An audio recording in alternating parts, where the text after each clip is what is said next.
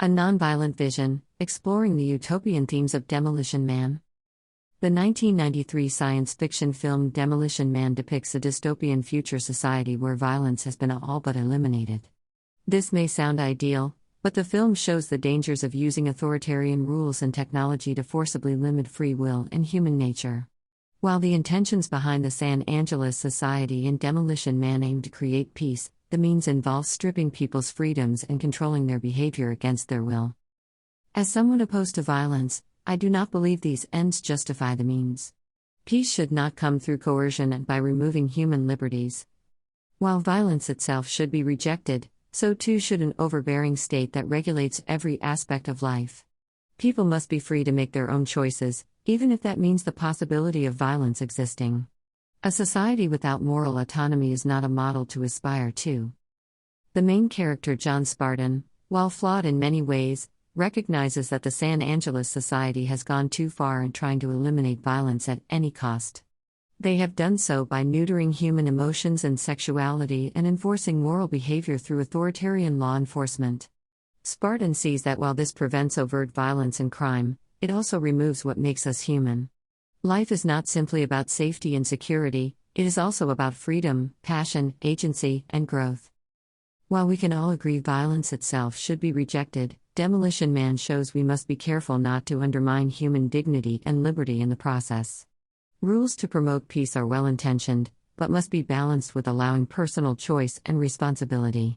People should be guided by moral principles, not programmed by an overbearing state that dictates their thoughts and behavior. The line between creating a safe society and an oppressive one is thin. Violence often arises when people feel oppressed, silenced, and unable to enact change through healthy means. While a film like Demolition Man depicts violence as mindless mayhem, most real-world violence stems from systemic injustice and lack of constructive outlets for dissent. Promoting peace requires creating equitable systems where all voices can be heard and people's needs are met. An overbearing state that suppresses free speech and autonomy will not succeed long-term.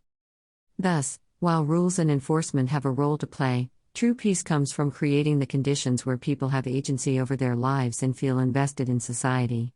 Economic equity, education, democratic participation, restorative justice, and nonviolent protest are all key pillars. Change should come through communities coming together, not being forced from the top down. In the end, an open, just, and moral society has to rely on more than eliminating bad behavior. It needs to actively cultivate the good, empathy, compassion, courage, sacrifice for the common good. People need freedom paired with accountability and wisdom. Eliminating violence does not mean eliminating passion and choice. Demolition Man cautions against using technology and force to try and design violence out of the human equation. While we all want peace, we must be wary of simplistic authoritarian solutions. Change must come morally and systematically, in people's hearts, not by an imposed security state. We must have faith that living ethically and providing moral education can guide people, over time, to build a society that rejects violence willfully, not just out of control and obedience.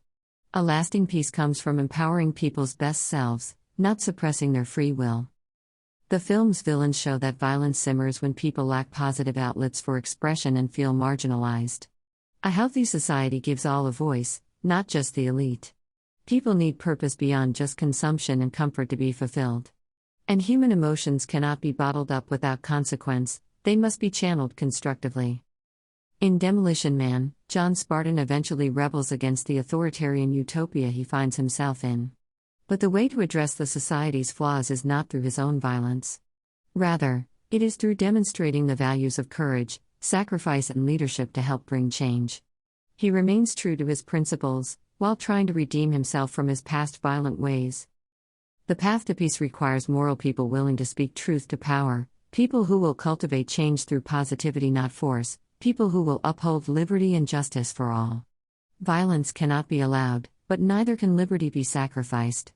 There are no easy solutions, but believing in human potential and creating the conditions for people to make ethical choices offers the best way forward.